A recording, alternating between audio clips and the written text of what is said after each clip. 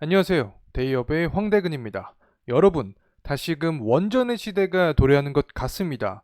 구글의 소형 원전 계약 소식이 나타나면서 최근 빅테크 기업들의 원전에 대한 선택이 다시금 부각을 받고 있습니다. 과연 이들은 어떠한 이유로 원전으로 회귀하고 있을까요? 한편 국내 기업들 역시 SMR 관련된 분주한 움직임을 보여주고 있는데 어떠한 기업들이 이와 관련된 모습을 보여주고 있는지 지금부터 살펴보겠습니다. 우선은 현재 나와주고 있는 이슈입니다. 구글이 이 소형 원전 기업과 첫 계약을 맺었다는 내용으로 데이터 센터에 전력을 공급하기 위한 목적으로 이 원전의 사용량을 늘리겠다라는 의도가 보이는 상황입니다. 실제로 해당 내용들을 살펴보게 되면 이 원전에서 500메가와트의 전력 공급을 예상을 하고 있는 상황인데, 구글은 미국의 SMR 기업인 카이로스 파워가 건설하고 있는 원자로에서 전력을 구매하는 계약을 체결했다고 발표를 한 상황입니다. 이 카이로스 파워가 가동할 6개에서 7개가량의 원자로에서 총 500메가와트의 전력을 공급받을 예정을 하고 있고, 2030년에는 이 첫 번째 SMR 가동을 목표로 하고 있고 2035년까지 추가적으로 원자로를 설치할 계획을 갖고 있는 상황입니다. 이렇게 구글의 첫 SMR 계약의 소식을 통해서 원자력의 중요성이 더욱더 커지고 있는 상황입니다.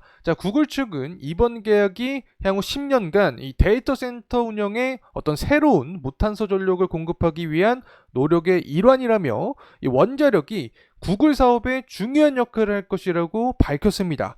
특히 SMR 같은 경우에는 대형 원전에 비해서 단순하고 더욱더 안전하며 이 빠른 건설과 유연한 설치가 가능하다는 장점이 있기 때문에 이 구글뿐만 아니라 빅테크 기업들의 SMR에 대한 수요가 더욱더 증가하고 있지 않나 개인적으로 생각합니다. 아마존이나 마이크로소프트 같은 경우에도 이미 SMR에 대한 중요성을 인지를 하고 있는 상황입니다. 현재 전력 수요가 급증하면서 이 빅테크 기업들은 이 전용 이 전력망 확보를 위해서 현재 경쟁을 하고 있는 상황입니다. 이 천연가스 같은 경우에 초반에 주목을 많이 받았는데 이 탄소 배출 제로라는 업계의 목표와 다소 어긋나는 점 때문에 이 무탄소 전력원으로서 원전에 대한 중요성이 더욱더 커져가고 있습니다.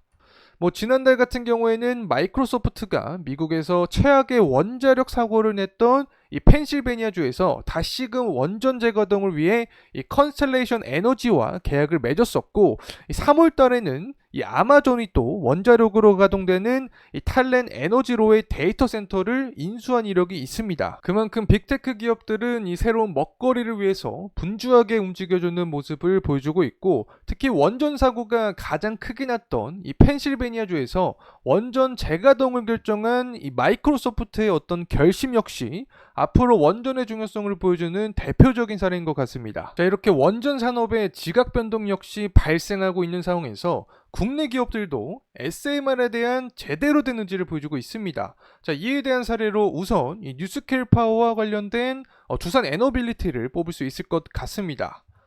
내용을 보게 되면 이 뉴스케일 파워 같은 경우에 지난해 피드 단계 1단계를 완료를 한 상황이고 2단계에 돌입하게 되면서 루마니아 SMR 사업의 속도를 내고 있는 상황입니다.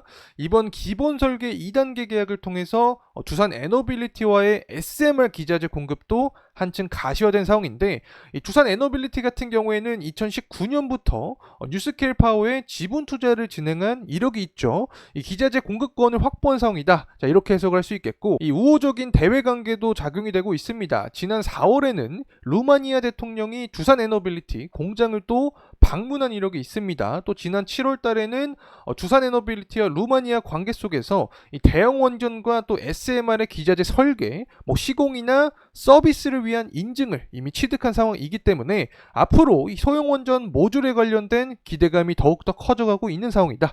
이렇게 생각을 하면 좋을 것 같습니다. 이뿐만 아닙니다. 이 SK가 투자한 테라파워도 우리가 생각할 필요가 있다고 개인적으로 보고 있는데, 이 SK와 SK이노베이션은 2022년도에 테라파워에 투자를 하면서 투자자 지위를 이미 확보한 상황입니다. 실증 사업이 실제로 성공하게 되면 테라파워와 함께 아시아 사업 진출을 주도할 것으로 예상이 되고 있고, 또 SMR은 이 부지 규모가 굉장히 작고 안정성이 높다고 설명을 드렸었죠. 때문에 이 전력 수요처 인근에서 조성이 가능하다, 모두가 원하는 상황이다. 이렇게 설명을 드리면 좋을 것 같습니다.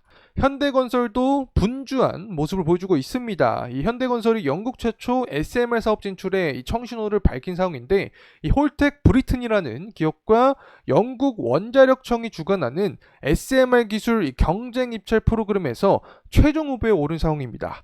이 현대건설 같은 경우에는 홀텍과 2021년 SMR 공동 개발 계약을 맺은 상황입니다.